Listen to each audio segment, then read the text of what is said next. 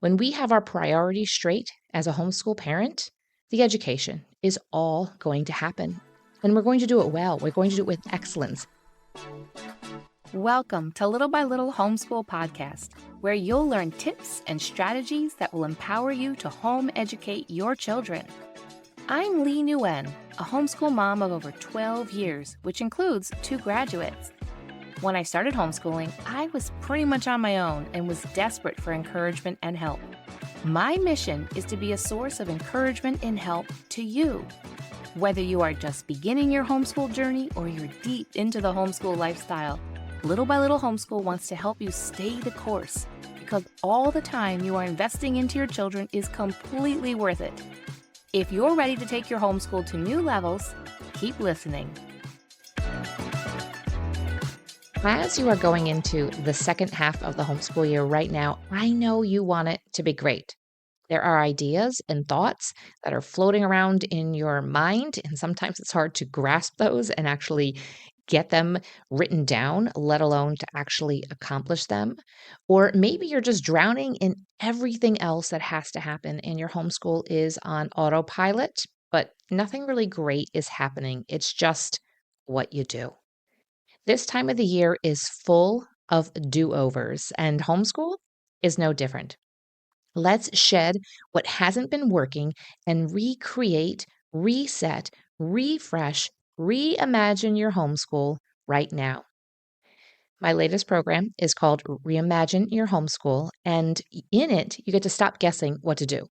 And let's just do the best for your homeschool right now. But hurry up. This is a limited time program. It is only for right now with the new year as we reset and we look at what your homeschool actually can really be for this second half of the homeschool year. And everything that you'll learn you'll be able to apply for future homeschool years when you get to go start your next homeschool year. But let's not rush to that yet, right now. Let's just talk about right now. Here we are in January 2025. But the program goes away this Friday, January 10th. Now, once you're in the program and you have access to it. However, after January 10th, you're not going to be able to get into, you're not going to be able to sign up or anything. So I want to encourage you to go over to littlebylittlehomeschool.com/homeschool reset. So it's the word homeschool and RESET, no spaces, no dashes, no nothing in the middle of that. The link is also in the show notes, but go over and check that out because you only have basically 5 more days. And I don't want you to miss out on this and being able to reset and refresh your homeschool for the new year. Now, what is the true purpose of homeschool? That's what we're going to talk about today. Now, in Reimagine Your Homeschool, we are going to talk about curriculum and all those things because I do think that they are important because they're tools that we can use. And especially if you are questioning your homeschool and the methods and the way that you are doing it, when you feel confident that you have some really good curriculum in front of you that you are using, you're able then to take things to an even higher level and focus more on the things that we're going to talk about today. When you are asked about homeschooling by people that are outside of the homeschool circles, whether it's family, friends, you're often asked about things like they just automatically go into asking you about teaching. Well, how do you teach multiple kids at the same time? How do you teach high schoolers? How do you just anything with the word teaching, right? They'll ask about curriculum. Not often do people ask what curriculum they use. They just want to know if you're using a curriculum and is it accredited and all that kind of stuff. They want to know about the legality of it. Is that even legal? As if you're going to go and admit that you're doing something that's illegal. I don't know. But they'll ask about the legality of it, and you can kind of explain that. They will ask questions that in those questions have to do with technical school lingo. Because when you say homeschool, because even in the word homeschool is the word school. And so they automatically just go straight into the methodology and the way that school educates children. But as Christian parents, our focus needs to be at a higher level than just the curriculum and just the books and just the head knowledge. We really need to get to the heart. Homeschooling is about parenting and not the curriculum, which you're like, wait a minute, you just said curriculum. Yes. Again, curriculum is a wonderful tool. It's a wonderful resource. I don't have the gift of creating curriculum. It doesn't come naturally to me. It doesn't come easy to me. And you're probably the same way. And so I greatly benefit, and you do as well, from those who it comes naturally, who want to and have this passion for it. Why not allow somebody else's passion to be what helps guide and direct and a great resource and tool for you in the education of your children? We all have gifts and talents and abilities, and some people, and part of that is creating curriculum, whether it's math or science or language arts or history or art or music, all of the different subjects and all the different options that are out there, they have those gifts, talents, and abilities and the passion for it. So let's let them do that and we'll do our part. But homeschooling is about the parenting and not the curriculum. Now, the curriculum can happen easier when the parenting relationship is solid. I do have other episodes that talk about parenting in different age ranges of your children and how to connect. I will put one or two of those in the show notes, and then you can go ahead and check out the show notes of those other episodes and be able to find the other ones. Or you can just kind of do a search as well, or just scroll all the way back and look and see. But when we focus on the parenting, something really great happens. I don't know if you've gotten this, but I get it from sharing online about homeschooling. I will get people who will then say something, well, all the homeschoolers I know didn't accomplish anything. They didn't learn anything. And the first thing I think to myself, that probably has something to do with the parenting, not the homeschooling. Because when the parenting is in place, when we have our priorities straight as a homeschool parent, the education is all going to happen. And we're going to do it well. We're going to do it with excellence. And as homeschool parents, we should desire to homeschool well and excellently, right? And when people say, oh, all the homeschoolers I knew, they were ill equipped. Well, I mean, I kind of am going to say it probably has to do with the parents. Were the parents equipping the children in other areas of life that didn't have to do with education? Were they equipping them socially?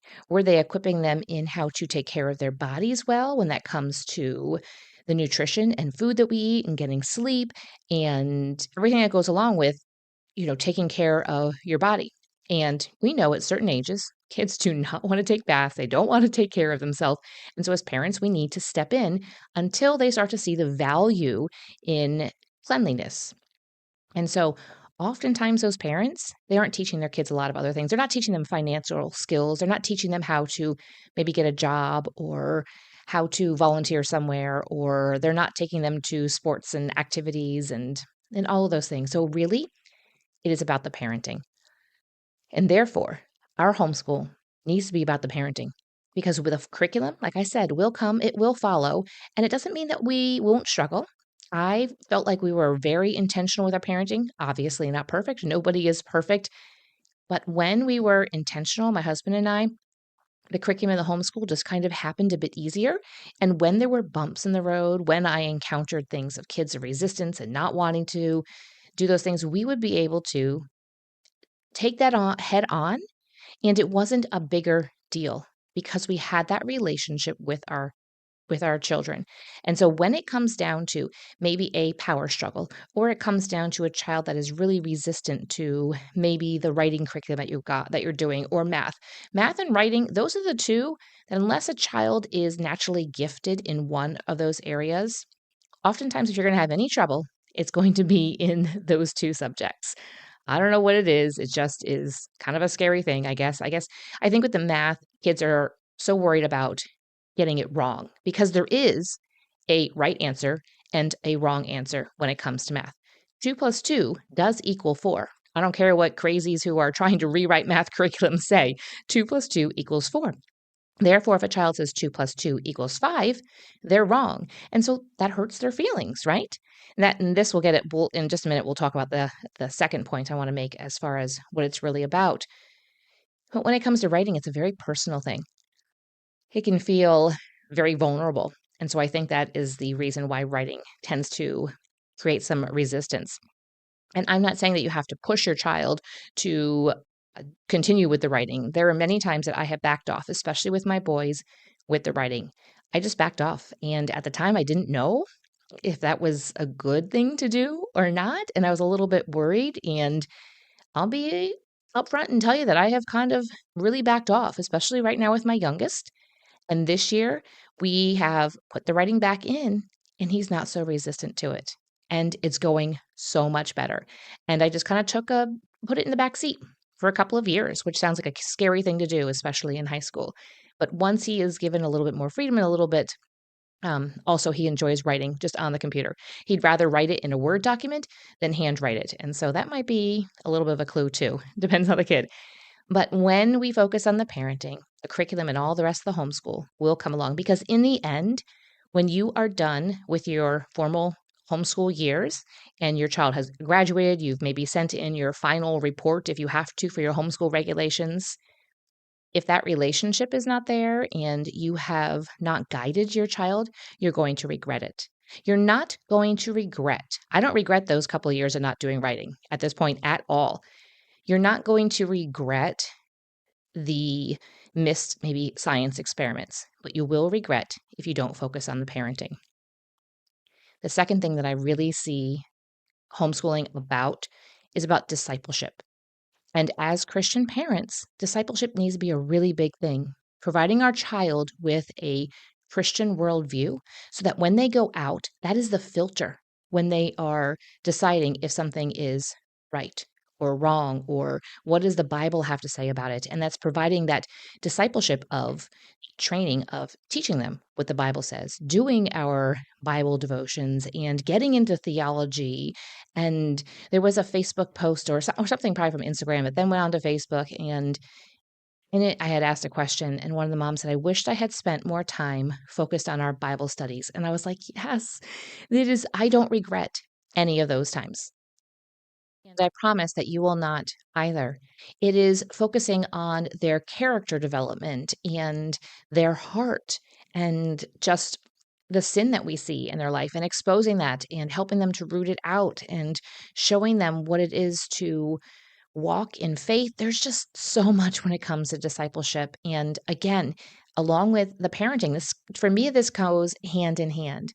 And at the end of your homeschool time, you will not regret the times that you focused on parenting and discipleship, on leading and guiding and exposing them to God's word and God's truth. And as they get older and older, showing them more of how to live that out in the world in the midst of a dark and depraved world. And what does that actually look like? And you will not regret the time that you spent on that because homeschooling really is more about that. The third thing I do see that homeschooling is and about, which you're going to say this is kind of opposed to it, but it's not. But it is also about education, but true education, not just rote memorization, not just being able to pass a test or be able to fill in some circles on a test or answer multiple choice questions, more of them right than wrong. Homeschool is about true education. God has created a beautiful and wondrous world, and we get to learn about it. We get to guide our children. We get to also learn alongside of them. And so it's the taking of the time and saying, what is education really? A lot of people have a lot of different ideas.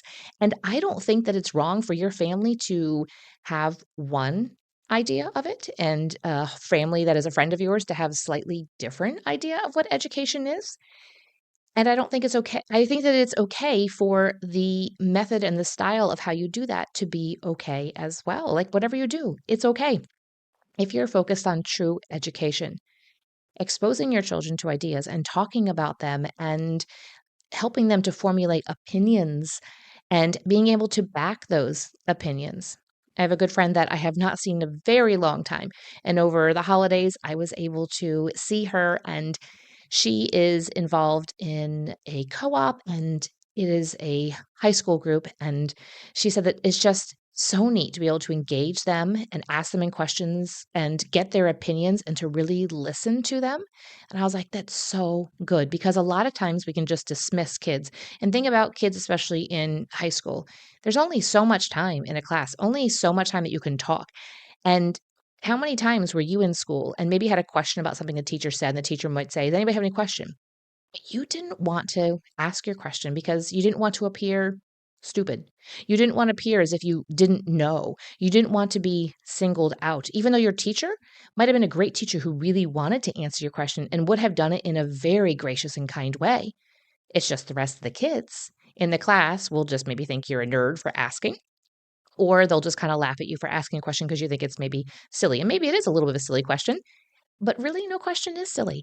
And so when we can get our kids to ask those silly questions, to ask those questions that maybe would get some sneers and some giggles and stuff if they were inside of a school classroom, let them ask those questions and really find out what is true education and give them that time and that space to realize the way that they learn best and the way that they comprehend information and have the time to dive in a lot deeper into the subjects and the way that God has wired them according to their gifts, talents, and abilities. Again, maybe they're a great mathematician, or they might be the opposite. They might be a great writer or a great editor. But really understanding what is true education and that it is not just rote memorization that we have to stuff in our brain and then regurgitate it for a test and then move on with life and forget about it. Now, yes, a lot of the things that your kids are going to learn, they're going to forget. And we'll talk actively. My daughter was home during Christmas and we had a lot of discussion and just kind of talk about things that they remembered and memories. And there's a lot of stuff that they just don't all remember.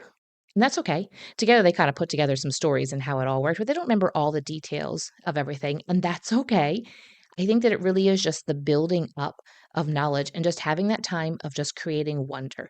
Say it's science. They might not remember exactly the process of a tree. How does a tree stay alive? But they kind of understand a little bit of it, or maybe they learned it, they don't really care. They would rather study something way different than that. That's okay. I think that it's just the time of together and learning and just again seeing the wonder of the world and just the complexity of it and how it all works just perfectly. And we can point back to God and it being His creation. So that is what homeschooling is really about. It is about the parenting, it's about the discipleship, and it's about true education. Before we close out here, I want to give you one last call for Reimagine Your Homeschool. And you can get all the information for that at littlebylittleHomeschool.com/homeschool reset. Again, that program is only available this week. It was available last week too, but it ends this coming Friday, January 10th, 2025. And this is going to be the time for you to just spend a little bit of time. It's not going to require a ton of time, but it's going to get you to think. And I really want you to be able to look at your homeschool with fresh eyes now with the new year and a new and renewed excitement for your homeschool and taking that time so that you can get your curriculum, get your goals, get things focused. So therefore, you have those, you're passionate and excited about those. Therefore, the parenting, the discipleship, and the true education, it just comes together perfectly. And I look forward to seeing you over there at Reimagine Your Homeschool.